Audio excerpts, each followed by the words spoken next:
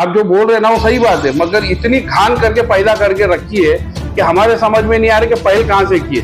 कब्रिस्तान इतना अच्छा खासा अपनी जगह पे था, उसको गलत जगह पे लाके डिवाइड कर दिया। हॉस्पिटल बराबर चल रहा, महापालिका उसको चालू कर रही थी, उनको मेरा कमिश्नर संजीव जायसवाल खास है, ये खास है, वो खास है, उसको प्राइवेट करने के चक्कर में रह गए। स्लाटर हाउस अपनी जगह पे सही बन रहा था, उसको कैंसिल करा दिए।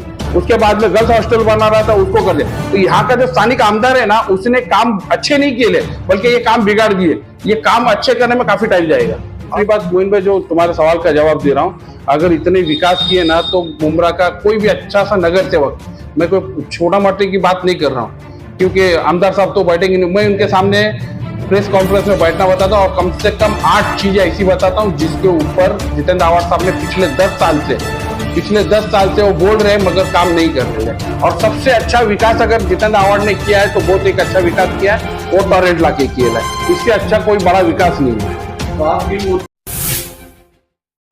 अनवर भाई, आज आपने प्रेस कॉन्फ्रेंस रखी है अपनी कुछ बात रखने के लिए, तो क्या मामला है, क्या बताना चाहोगे आप?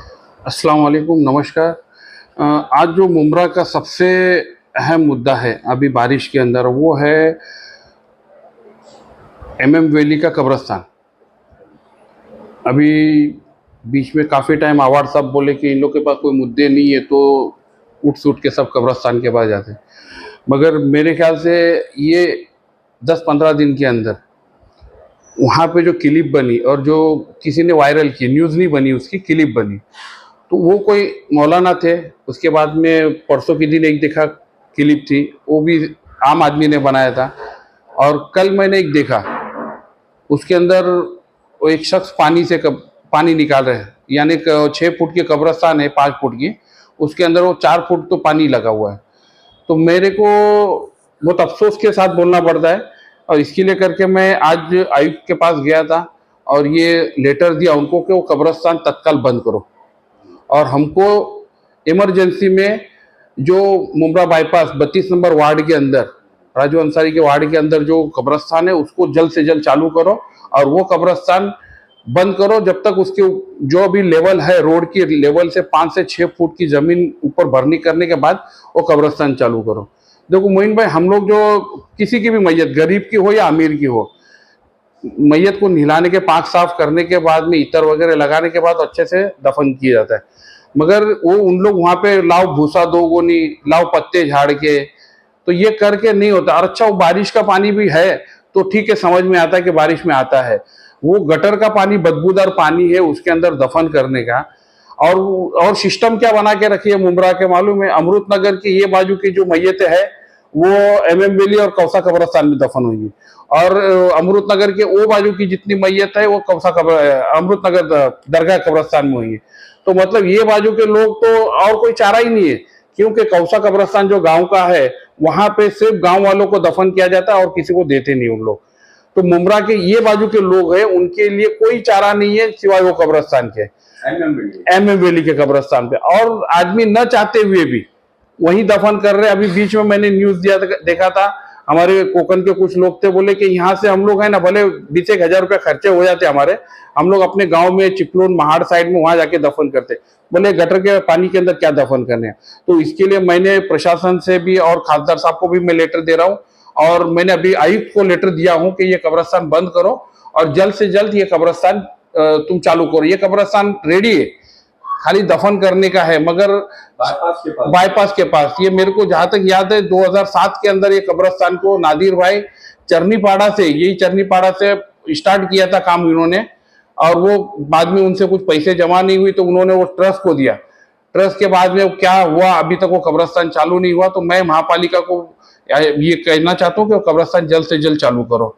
और दूसरा, मैंने और एक लेटर दिया हूँ कि एक माननीय सुभाष गोयल जो हमारे डोंबिवली ग्रामीण के आमदार थे, मगर उसके पहला वो आमदार नहीं थे, उसके पहला उन्होंने क्या किया था, सिम्बोसिस स्कूल के पीछे उन्होंने काफी पेपर वर्क किए लाए, कुछ 3 या 4 एकड़ के अंदर कब्रिस्तान का उन्होंने प्रस्ताव किया। वो जमीन वन विभाग की है, वन विभाग ने कुछ अभी तक हस्तांतर नहीं किया है। तो ये वो लेटर भी दिया हूँ कि मुमरा के अंदर पब्लिक को दफनाने के लिए काफी दिक्कत है, जगह आगे कम पड़ रही है और आने वाले टाइम में और दिक्कत होगी। तो वो कब्रिस्तान भी क्लियर करके बाउंड्री मार के लोगों के लिए तैयार किया जाए। तो इस मुद्दे के ऊपर आज मैं महानगर पालिका गया था।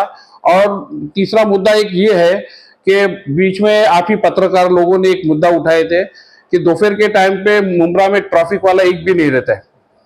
तो इसके लिए करके मैंने ट्रैफिक में लेटर दिया, तो उन लोगों ने बताया कि देखो अनवर भाई, हमारे पास रेती बंदर सर्कल से लेके पलावा सिटी से लेके दहीसर से लेके मापा तक ये इतना बड़ा एरिया है और हमारे पास सिर्फ 33 कामगार है। और 33 कामगार के अंदर पूरा दिन रात हम लोग कंट्रोल नहीं कर पा रहे।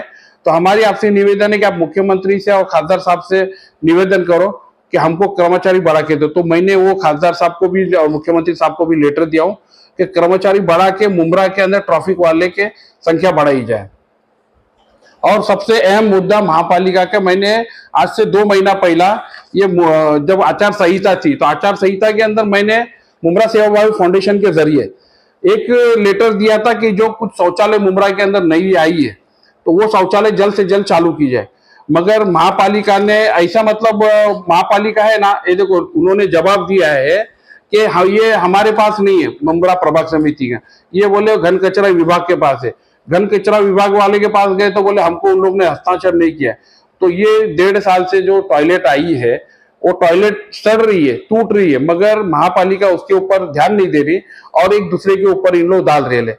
ये ऐसा मुंब्रा में खास करके महानगर पालिका के कुछ कर्मचारी है जो यहाँ के उपायुक्त है, ये खाली मेरे को ऐसा लगता है कि जीपी बिल्डिंग के ऊपर ज्यादा इनका ध्यान रहता है, बाकी मुंब्रा के विकास के ऊपर नहीं होता है। अभी आपने देखा होगा आते टाइम चरनीपाड़े का जो पूरा नाला है पूरा कचरे से भरा हुआ है। कॉन्ट्रेक्टर क्या कर रहे हैं, महापालिका क्या कर रही है? जब रशीद कंपाउंड के लोगों के घरों में पानी घुसेगा तभी आएंगे जान बचाने लोग। अनवर भाई, 3 महीने के बाद महाराष्ट्र में विधानसभा की चुनाव होने जा रहे हैं और हमें ऐसी सूचना मिली है कि आप भी विधानसभा का चुनाव लड़ने जा रहे हैं। कितनी सच्चाई है इन बातों में? नहीं, इंशाल्लाह पार्टी अगर टिकट देगी तो जरूर हम लोग पार्टी के टिकट के ऊपर इलेक्शन लड़ेंगे।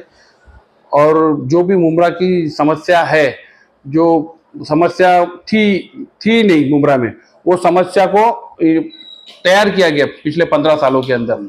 जैसा कब्रिस्तान का था और भी थे मसले जो क्लियर थे। कब्रिस्तान अगर अपनी जगह पे रहता तो ये पानी नहीं भरता।